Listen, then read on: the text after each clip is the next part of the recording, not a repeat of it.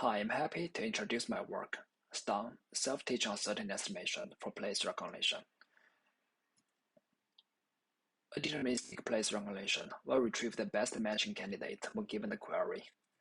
A probabilistic place recognition will provide us with the candidates and also the estimated uncertainty, which is the probability of correctness.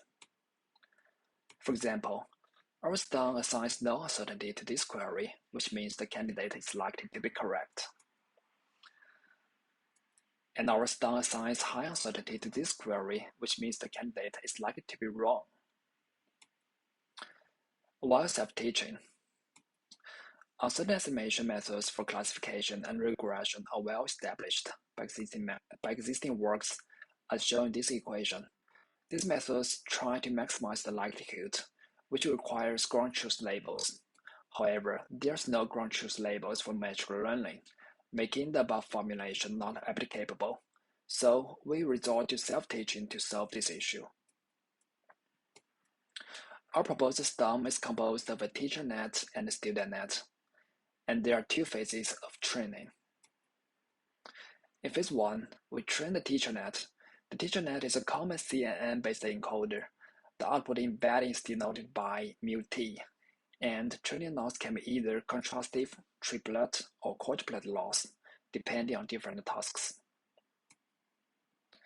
In phase 2, we train the student net. The student net is similar to the teacher net, except it has an additional variance head.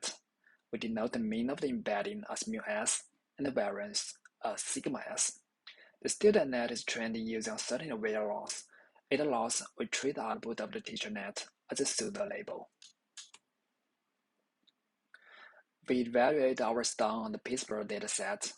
The results show that STUM has the highest recall, MAP, and AP scores. In terms of uncertainty quality, STUM shows the lowest calibrated error.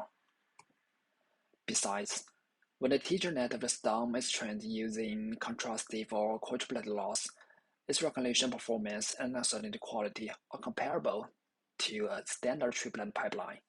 This shows STUM can be applied to other losses. And look at the reliability diagram. Our STUM is close to the ideally calibrated line. The precision recall curve shows STUM has the best recognition performance. Considering practical usefulness, STUM constantly improves as more uncertain query samples are removed. We show low uncertainty and high uncertainty queries.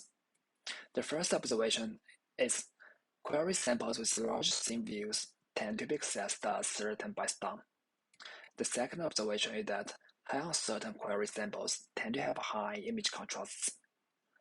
So, to reduce retrieval uncertainty and improve recognition performance, our experimental results suggest that a real-world place recognition system should capture large FOV and texture-rich images during building queries and database phases.